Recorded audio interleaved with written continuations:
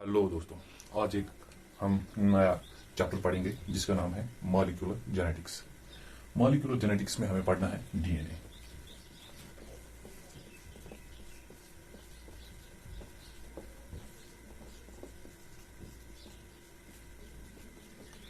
Molecular genetics में आज हम डिस्कस करेंगे डीएनए। हम सभी को पता है ये चीज कि DNA is a store house of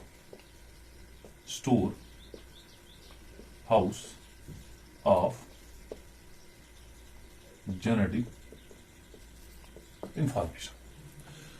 DNA is a store house of genetic information, ये तो हमें आज पता है, लेकिन इन 80s और early 19 it was little bit tough. उस वक्त जो साइंटिस्ट थोड़े बहुत परेशान थे कि जेनेटिक मटेरियल क्या है, whether it's protein, DNA, RNA. So बहुत सारे एक्सपेरिमेंट हुए और साइंटिफिक कम्युनिटी में ये बहुत सारी लड़ाई हुई कि जेनेटिक मटेरियल क्या है। यही हम आज देखेंगे कि जेनेटिक मटेरियल क्या है। इसके लिए 3 एक्सपेरिमेंट हुए। हम आज पहला वाला एक्सपेरिमेंट देखेंगे, लेकिन उससे पहले मैं आपको कुछ थोड़ी इंफॉर्मेशन दे दूं यहाँ पर कि आपको ये पता होगा कि एक साइंटिस्ट था जिसका नाम था फ्रेडरिच मिस्टर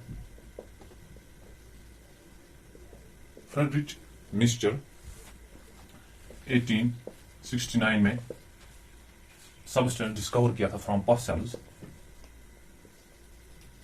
और WBCs कॉल्ड न्यूक्लिन। सो फ्रेडरिक मिस्टर ने 1869 में एक सब्सटेंस डिस्कवर किया फ्रॉम पस sales and he called it nuclein. Then another scientist came whose name was Wootings. Wootings told that nuclein is a carrier of genetic information. Wootings told that time that there's only a nuclein who carries the genetic information from one population to the next population. Then another scientist came whose name was Altman.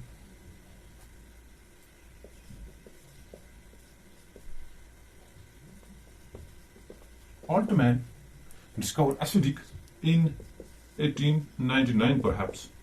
He told that this nuclein is acidic. Hence discovered acidic nature of nuclein. Hence called it nucleic acid. So nucleic acid, the term is contributed by Altman. Then another scientist come whose name was Zacharis.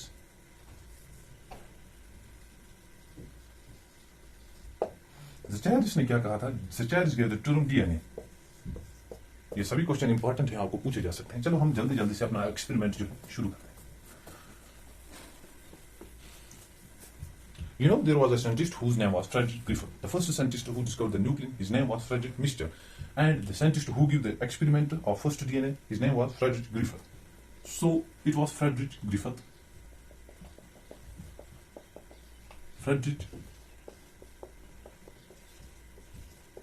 Griffet in 1928 gives an experiment called transformation experiment.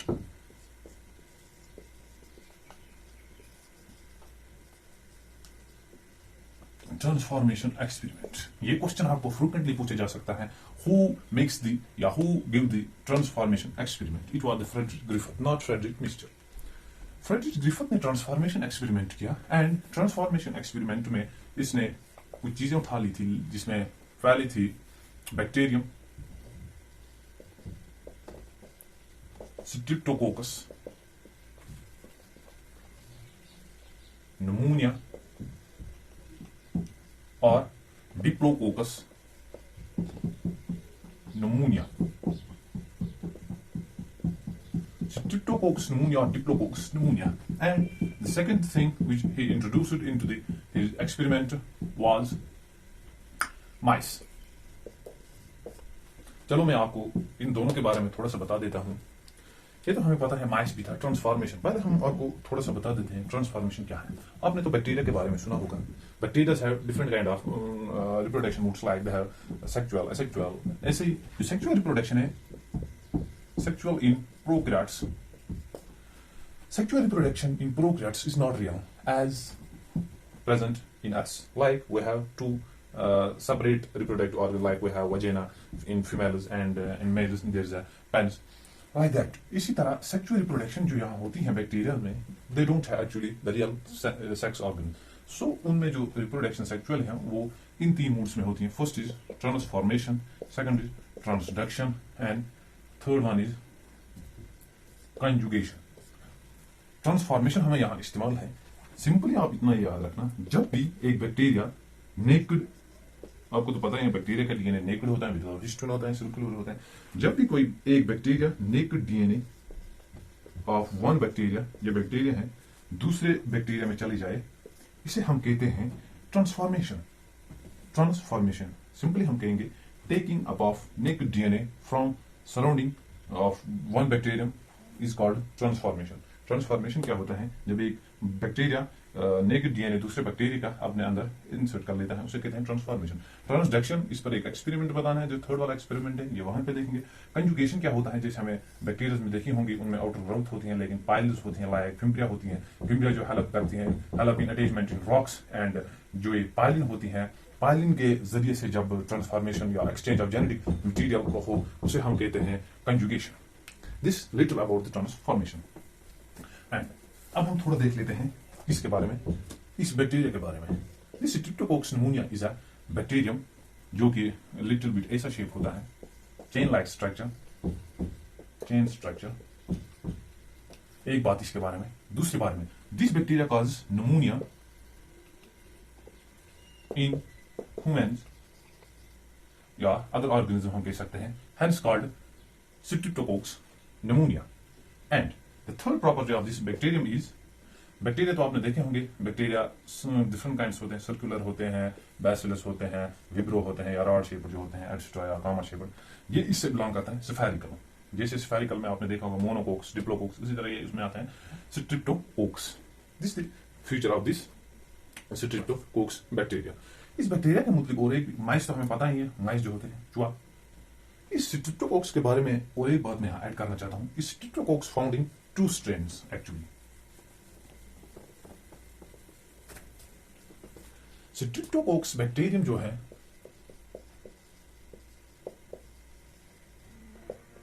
Streptococcus pneumonia bacteria actually found in 2 strains.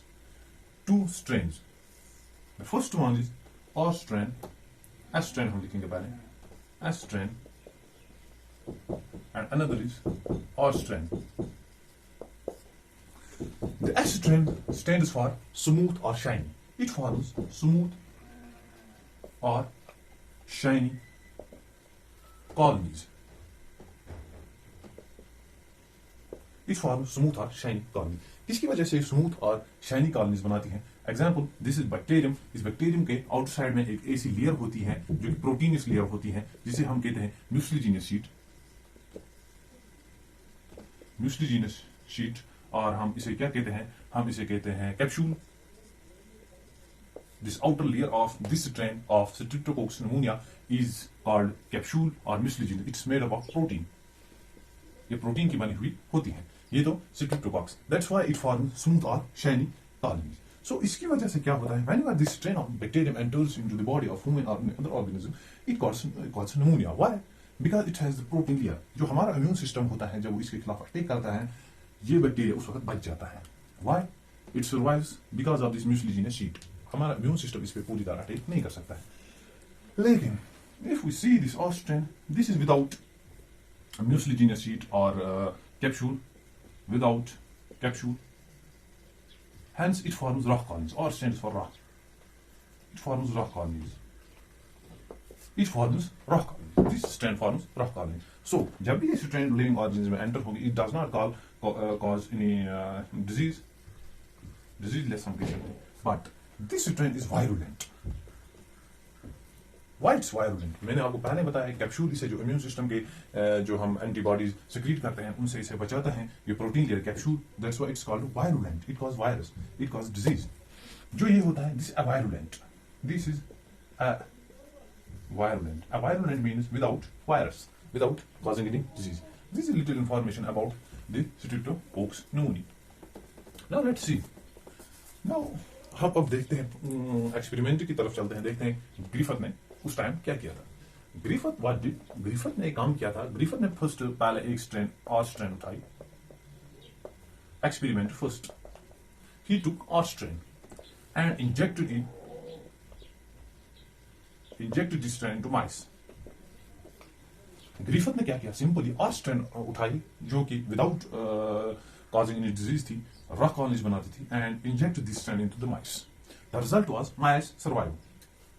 Simple हम लिखेंगे माइस live. हमें तो पहले ही पता है it doesn't cause it's virulent, so ये तो माइस को बचना ही था. Now second experiment what he did, he took एस्ट्रेन.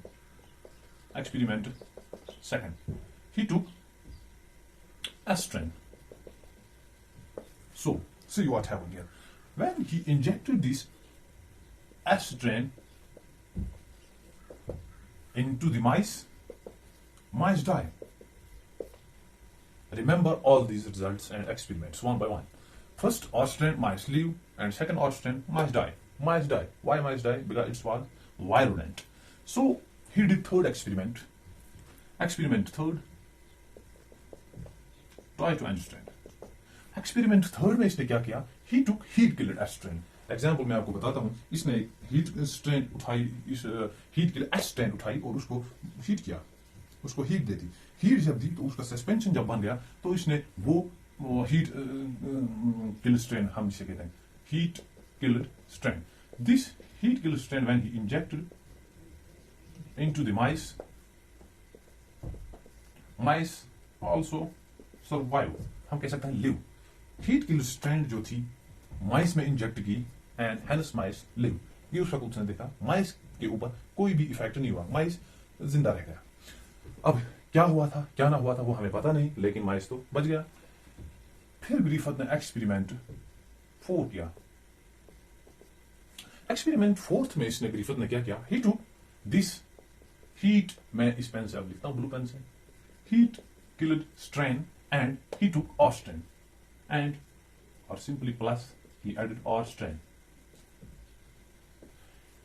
Now he took the R strain and heat killed strain. This heat killed strain. हमें तो पता है R strain माइस मारता नहीं है, heat killed strain माइस तो बच गया.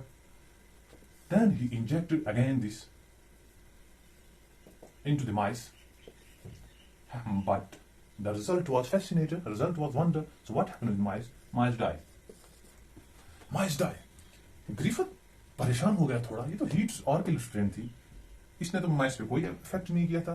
Then he took heat kill strain, heat kill were also no virulent, but here the result was fascinating, the mice die. Griffith यहां थोड़ा कंफ्यूज हो गया. उसने अज्यूम किया, Griffith assumes last time that something is present in this heat killed strain, heat killed strain, which gets transferred into this R strain, hence kill the mice. But Griffet was not assured that time that it's protein or it's DNA or it's RNA. Griffet उस वक्त थोड़ा wonder था कि कुछ ना कुछ तो इस स्ट्रेन से निकला जो इस रफ स्ट्रेन में चला गया और माइस को किल किया. ग्रिफिथ यही सोचने में लग गया, but Griffith cannot prove this that this was DNA. यहां तक ग्रिफिथ ने अपना एक्सपेरिमेंट किया, हम कह सकते हैं. Hence he proved that it's whether DNA, protein or RNA which gets transmitted from heat kill strain to rust strain and hence kill the mice. It was experiment of Griffith. But हमें तो पता है, मैं थोड़ा बहुत बता दूंगा आपको उस वक्त क्या हुआ था और इस एक्सपेरिमेंट का नाम क्यों रखा गया था, ट्रांसफॉर्मेशन मेथड.